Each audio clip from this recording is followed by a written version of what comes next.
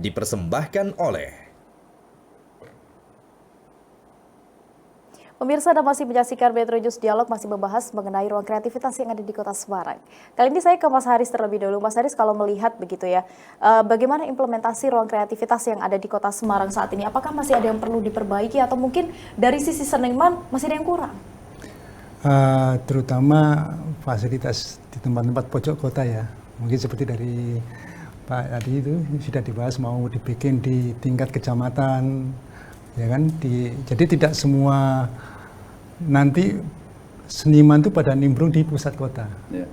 Nah itu malah mereka belum tentu bisa tampil, belum tentu bisa memberikan hal yang terbaik, ya kan? Tapi kalau sudah dibangun di tingkat seperti Semarang Timur, Semarang Utara, Semarang Selatan, sampai di Gunung Pati, sampai di mana saja itu, seharusnya di sana ya Mijen harus dikasih tempat-tempat seperti itu. Ya tadi memang seniman itu di mana-mana, tidak hanya seni musik, tari atau mana, tapi semua banyak seniman di sana, ya kan. Cuman kan gini, bagi saya itu kalau bisa diberikan kesempatan ruang seperti ini, jangan ada yang tampil asal-asalan. Contohnya saja, seandainya kita mengambil dari awal dari pengamen, ya kan, sebenarnya masih banyak, Pak. Jadi contohnya gini, banyak anak didik dari seni musik yang pandai bermain biola, pianis, ya kan. Jujur saja mereka anaknya orang kaya, mereka nggak butuh uang. Tapi kalau seandainya dia berikan kesempatan tampil di ruang seni, pasti dia akan pakai kostum yang lebih mewah. Karena apa? Tidak perlu lagi dibutuhkan hal-hal seperti pengamen dari pemula, karena mereka sudah terdidik. Gitu. Nah, hal itu seharusnya diberikan kesempatan, Pak, untuk seperti penari, sekolah nari, ya kan? Itu mereka butuh untuk mengekspresikan di publik itu. Karena apa? Mereka merasa sukses kalau mereka mendapatkan sambutan yang meriah dari masyarakat. Apalagi mereka dirindukan, kapan tampil lagi? Kapan tampil lagi? Dan mereka akan ya mendorong lebih banyak berkarya, lebih meningkatkan mutunya untuk berekspresi di situ, ya kan? Okay. Nah, jadi menurut saya bukan terus menyampingkan dari pengamen-pengamen, tapi pengamen itu kan perlu satu mentalnya.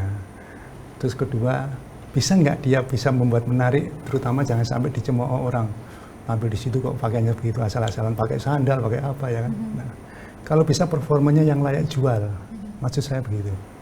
Oke, bagaimana mungkin Pak Kadar Rusman dalam menanggapi ini, ada sedikit masukan begitu dari Mas Haris? Kalau kita lihat memang ada sejumlah rencana begitu ya dari Dinas Sosial yang akan mengambil pengamen yang ada di jalanan di Kota Semarang, kemudian nanti diberikan kepada Dinas Pariwisata untuk dilatih, kemudian untuk ditampil di ruang-ruang kreativitas yang juga merupakan tempat wisata misalnya di Kota Lama. Ya, itu menarik sebetulnya. Jadi gini, kan kita banyak dan sering melihat ya, artinya kadang-kadang di rumah makan yang biasa saja, kita lagi serius makan, lagi konsen, datanglah pengamen dan seterusnya. Kalau kita belum ngasih, belum mau pergi dan seterusnya. Ini kan sangat mengganggu sebetulnya. Ini yang harus dilakukan pembinaan. Artinya dari semua dinas terkait lah, dalam hal ini dinas terkait. Jadi kalau saya khawatirnya kalau semuanya restoran, rumah makan, nanti pengunjungnya itu merasa terganggu dengan itu, khawatir tidak kembali ke Semarang. Kira-kira seperti itu.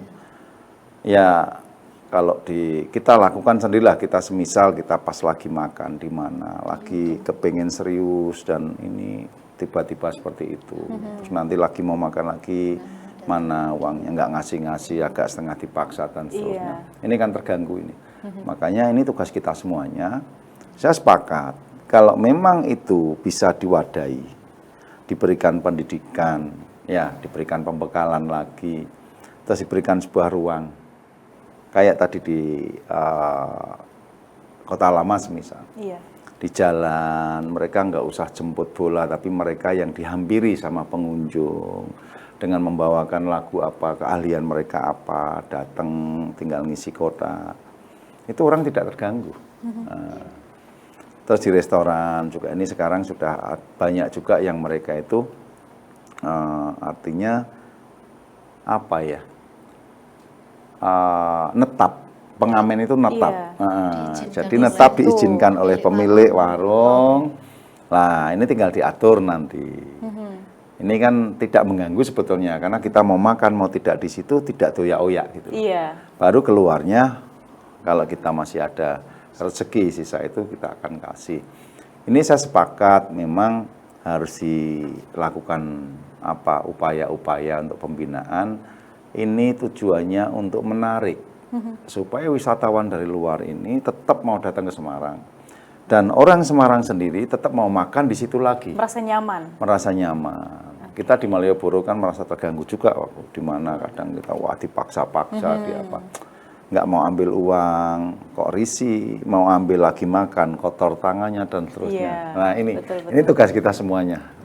Masukan ini menarik lah. Iya, oke. Berarti ini masukan langsung dari seniman Kota Semarang begitu ya. Oke, nah mungkin kita kembali ke Bu Yayu. Bu Yayu, kalau kita lihat ada sejumlah ruang kreativitas di Kota Semarang, namun yang paling terpenting kan adalah aksesibilitas. Apakah mudah diakses oleh seniman? Kalau di Kota Semarang sendiri, misalnya Taman Indonesia Kaya, seperti apa persyaratannya? Persyaratannya untuk agar tidak doubling yang dalam pelaksanaan perizinan, itu awal harus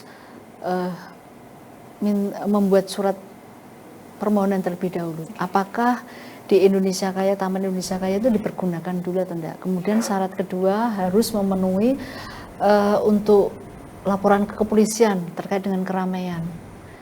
Kemudian untuk kapasitas orangnya melebihi enggak?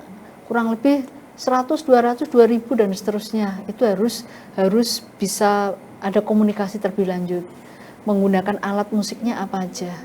Kalau itu untuk dangdutan tidak diizinkan. Harus seninya tuh seni klasik itu yang diinginkan, seni klasik. Kemarin yang terakhir jadilan sama keroncong.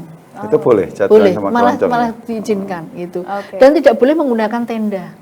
Di sana sudah ada ruang utama, sudah ada tenda besar gitu, tapi kalau pakai tenda yang dipakai itu pasti tidak diizinkan. Dan masyarakat yang melihat itu nanti duduknya lesehan. Iya, tidak berdiri terus pakai kursi itu enggak, duduknya di bawah gitu. Tidak diizinkan menggunakan. Jadi ada syarat-syarat tertentu yang memang di Taman Indonesia Kaya tidak boleh untuk dangdutan, harus yang klasik, harus yang seniman-seniman itu bisa hadir di sana untuk menghibur warga masyarakat gratis. Gratis. Gitu. Kalau Bu Yayu melihat kan dari seniman memang antusiasmenya untuk ruang kreativitas sudah tinggi. Bagaimana dengan masyarakat? Masyarakat banyak sekali yang menggunakan, tidak hanya anak-anak SMA, SD, SMP semuanya itu di situ dengan senangnya. Ibu-ibu dari luar kota pun kemarin sempat tamunya DPR provinsi itu bisa hadir di sana, itu sampai harus mau gelar kloso tapi tidak diizinkan karena di sana sudah ada untuk ruang terbuka hijau, mereka duduk-duduk, dan kalau di sana di ruang utama kalau pas tidak digunakan untuk musik, sepatu harus dilepas. Terus tapi kalau ada musiknya itu harus dikarpet, itu syaratnya utama harus itu. Harus dikarpet terlebih dahulu biar semuanya itu dengan maintenance yang sudah dirancang itu betul-betul sangat bagus sekali, dan teratur dan rapi.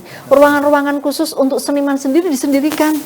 Jadi tidak disamakan dengan umumnya kamar mandinya untuk seni dan dandanannya disendirikan untuk ruang seniman tersebut. Berarti memang semuanya sudah disiapkan. Sudah didesain gitu. Sudah siap dan sudah didesain memang untuk pertunjukan seniman di sana.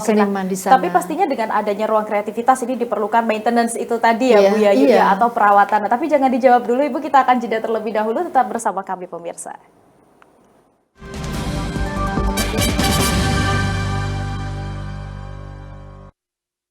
Dipersembahkan oleh